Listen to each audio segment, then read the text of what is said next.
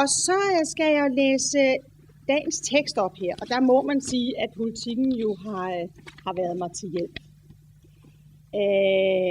I dag i politikken, og det skulle nemlig have vi valgt være fra dagens aviser, så det var jo sådan med noget bævende hjerte, at jeg har læst søndagsmorgenaviser.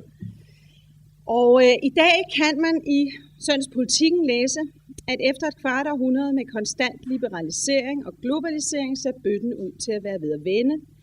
Nogle af de varmeste fortalere for mindre økonomisk frihed er faktisk prominente erhvervsfolk. En af verdens mest succesfulde finansspekulanter, George Soros, har lige haft et debatindlæg i Financial Times. Her sagde han, at markedsfundamentalismen, altså troen på, at markedet løser alle problemer, har overtaget finansmarkederne og er skyld i den finanskrise, der har rusket de globale finansmarkeder det seneste år. I dag er der næsten ingen regler og kontrol med kapitalbevægelserne tilbage, og det har ført til markeder og produkter så kompliceret, at alle har mistet kontrollen. Soros kalder den nuværende krise selvskabt og den værste i 60 år. Så det er dagens tekst, og så overlader jeg ordet til Martin Ågerup. Så skal jeg sige, at efter prædiken, så er der ud over gratis kaffe, som der står hele tiden, og man må godt læse det hen, hvis man synes, man skal have lidt, så er der også en croissant at få, inden vi går over til lidt mere debat. Værsgo, Martin. Nu ligger det jo sådan set næsten som et indbygget modsætning at tale om en kapitalistisk prædiken, fordi hvis der er noget, kapitalismen står for, så er det sådan set det modsatte af at prædike for folk, hvad de skal gøre, men i stedet at overlade til folk selv at finde ud af, hvordan de vil leve deres liv. Men jeg vil gerne prædike selve den tanke til jer, at markedet og kapitalismen, synes jeg, på mange måder har fået en for negativ vinkel. De fleste mennesker har en for pessimistisk og negativ opfattelse af, hvad det er, markedet og kapitalismen er og står for. Og jeg mener også, at de er for jubeloptimistiske med hensyn til at tro på, hvad politik egentlig kan gøre for os. Fordi det er jo i virkeligheden de to modsætninger, man altid skal sætte op mod hinanden. Der er jo i virkeligheden ikke nogen, der påstår, at kapitalismen eller det frie marked kan skabe det perfekte samfund, som vi hørte i avisklippet lige før. Det er der ikke ret mange, der tror på, fordi det perfekte samfund, det er jo, og så er vi virkelig inden for prædikenens område, det er jo kun i paradiset, det er jo kun inden for religionen, at det perfekte er muligt. Så længe vi mennesker er fejlbarlige, og så længe der er indbyrdes konflikter imellem os, så vil det altid være sådan, at samfundet ikke er perfekt. Det der spørgsmål, det er, hvordan får vi bedst løst de problemer, vi har, de konflikter, vi har? Hvordan får vi bedst skabt et samfund, der sådan er nogenlunde tilfredsstillende for os? Og der er det rigtigt, at markedet nogle gange fejler, men man skal huske på, at det gør politikere så sandelig også. Og det er de to modsætninger, vi har stående op over for hinanden. Og når Camp X sætter deltagerdemokrati op over for markedsdemokrati, så må jeg stille det spørgsmålet, jamen, er markedet ikke et sted, hvor vi deltager? Er deltagelse kun noget, der finder sted, når man går ned og sætter et kryds i en stemmeboks? Jeg synes faktisk, at personligt, at jeg har langt mere mulighed for at deltage ude i markedet, og det er måske derfor, at livet er ikke på rådhuset, som vi hørte, men ude i indkøbscentrene osv., fordi der har man rent faktisk mulighed for selv at bestemme, hvordan man vil leve sit liv, og træffe alle de her afgørende beslutninger, som vi rent faktisk træffer for os selv, når vi beslutter os for, hvad skal jeg, hvilken karrierevej skal jeg gå, hvilket job skal jeg tage, hvad skal jeg gå efter, skal jeg satse på karriere, eller skal jeg satse på et job, og mere, der måske ikke er så velbetalt og mere fritid. Forbrugsmæssigt skal jeg forbruge meget, skal jeg spare op, hvilke typer af produkter skal jeg købe, skal jeg have en flaske af vej, det vil jeg helst ikke. Hvad det nu kan være af beslutninger, vi mennesker træffer, det er vores egne personlige beslutninger. Det er deltagelse. Det er at forme og skabe sit eget liv og træffe alle de her beslutninger, som Søren Kierkegaard sagde, at meningen med livet er at vælge.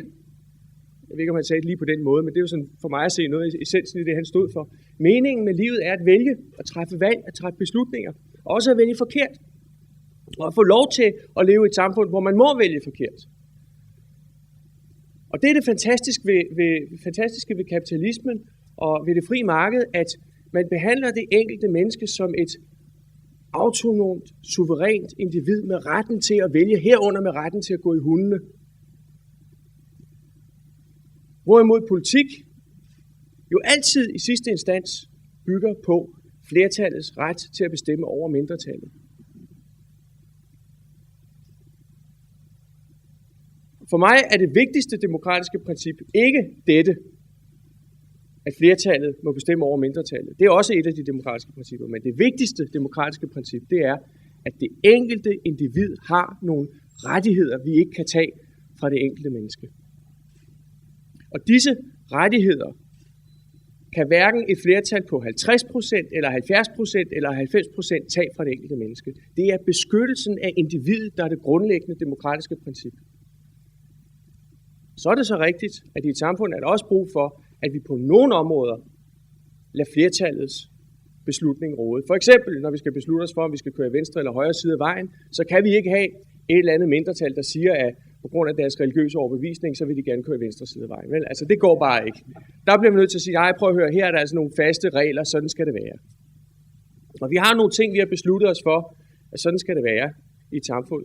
Og det er helt legitimt, og det er en del af demokratiet, flertallets ret til at bestemme over mindretallet i sådan nogle situationer. Når det er nødvendigt, svingende nødvendigt. Vi bruger tvang, når det er svingende nødvendigt. Men jeg synes, at politik har fået lov til at brede sig alt for meget ud. Jeg synes, at markedet bliver trængt bagud i virkeligheden i disse år. Jeg genkender ikke det der med, at markedet vinder mere og mere frem. Det gør det på nogle områder, men på andre områder bliver det trængt i baggrunden. Den offentlige sektors andel, den andel af BNP, af det bruttonationalproduktet, som politikerne, jeg kalder det konfiskerer, opkræver i skat og afgifter, den andel har været stødt stigende igennem årtier. Så nogenlunde stagneret nu, men på et meget højt niveau. Omkring halvdelen af den velstand, der bliver skabt i samfundet, tager politikerne ind og beslutter, hvordan det skal bruges på vores vegne. Og havde behøvet det at være halvdelen, fordi de skal træffe beslutninger, om vi skal køre i højre eller venstre side af vejen, men hvorfor skal de egentlig også beslutte, hvad velfærd er? Hvilke velfærdsydelser vi skal have? Hvorfor skal politikerne beslutte, hvad for noget fjernsyn vi skal se? Hvorfor skal de i detaljer regulere alle mulige forhold, som for eksempel, om man fuldstændig frivilligt må gå ind i et lokale fyldt med festlige mennesker og ryge en cigaret? Eller lade være, hvis ikke man kan lide det? Eller tage et skud heroin for den sags skyld? Ja, det er rigtigt. Hvorfor skal politikere egentlig blande sig i den slags ting? Og det mener jeg er det store centrale spørgsmål. Og der synes jeg måske nogle gange, at der er en tendens til at være for pessimistisk med hensyn til menneskers evne til at styre deres eget liv. Jeg tror faktisk, at vi mennesker er ret gode til at styre vores eget liv, hvis vi rent faktisk får ansvaret for at gøre det. Fordi på nogle områder, hvor vi har det og tager det for givet, at vi kan gøre det, der går det jo sådan set meget godt. Folk kan godt selv finde ud af at gå ned og købe en bil, hvis de har råd til det. Og de kan også godt selv finde ud af at køre den. Der sker uheld, men det går rimeligt. Folk bliver selv overladt den store beslutning, det er at købe en bolig og finde ud af,